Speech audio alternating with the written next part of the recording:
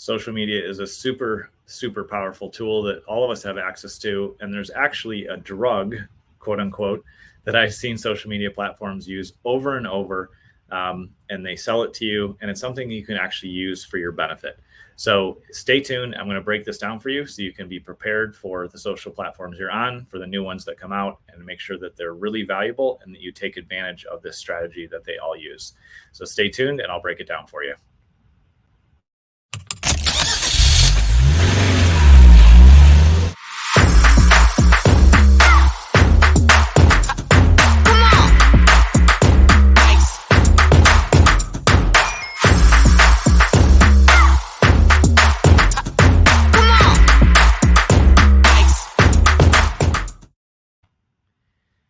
One of the things that I've noticed with social media platforms is there's so many different ones these days. You know, Facebook being an original, Twitter being an original, Instagram fairly original too.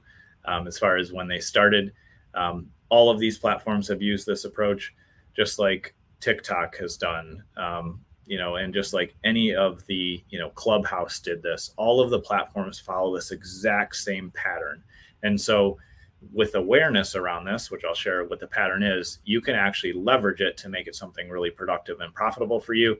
But with no awareness, I actually see people complain about this and talk about it a lot, and they don't know what happened, and there's just a lot of frustration.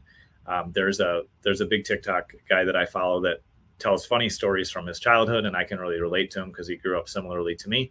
And I saw a video from him this week that said, I can't believe, TikTok is shutting down my reach and it's not working as well. And it's because he doesn't have awareness of this pattern that happens on every single social media platform I have ever followed. So when you start on a new platform, when a platform is new, and new is kind of it's not a super defined period of time, because sometimes new on a platform is 6 months, sometimes it's a year, sometimes it's 2 years.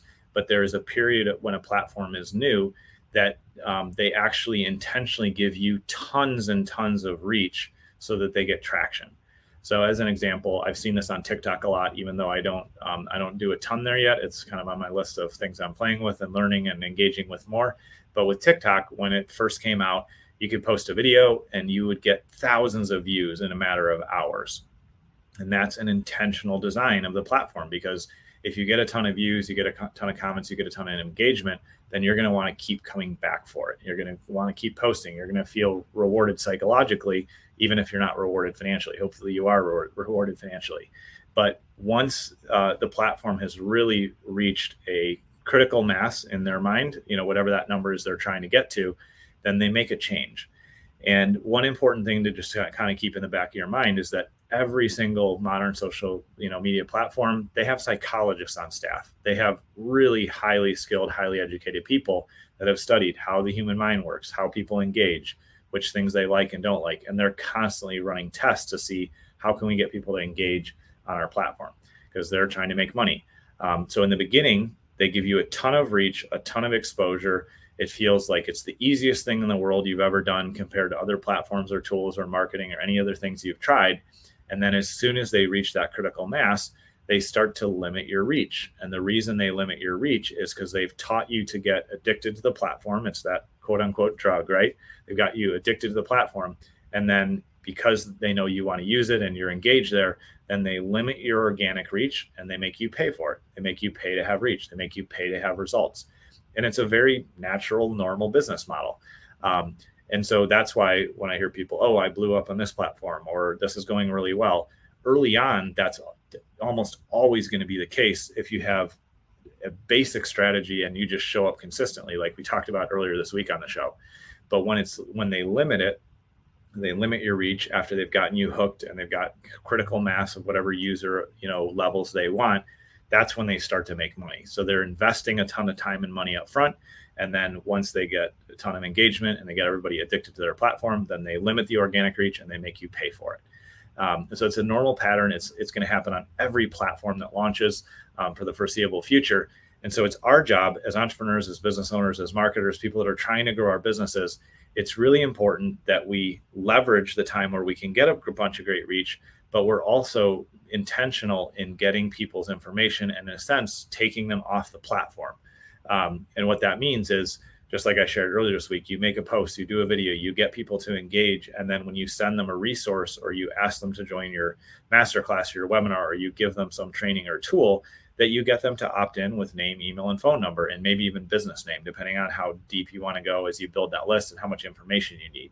Because once you get somebody on your email list, and then even ask for their physical address, so you can physically mail things, which I know is kind of like something that people don't talk about as much anymore. But when you get that contact information, then you can continue the relationship without depending on the platform to give you tons of organic reach, or without depending on the platform, to have to pay for that reach.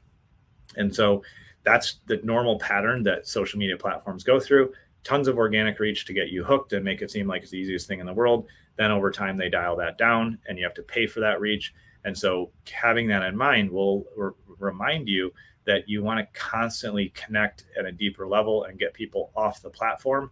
Not that they're going to leave the platform and not use it, but you want to be able to have a conversation and not have to be on the platform to do that, because you're going to lose that organic reach, or you're going to have to pay for it. And paying for it, there's nothing wrong with that. That's a great way to attract people too. But you don't want to just have them connect with you in one place, because it's going to, you'll lose access and you'll lose that relationship if you're not intentional about it.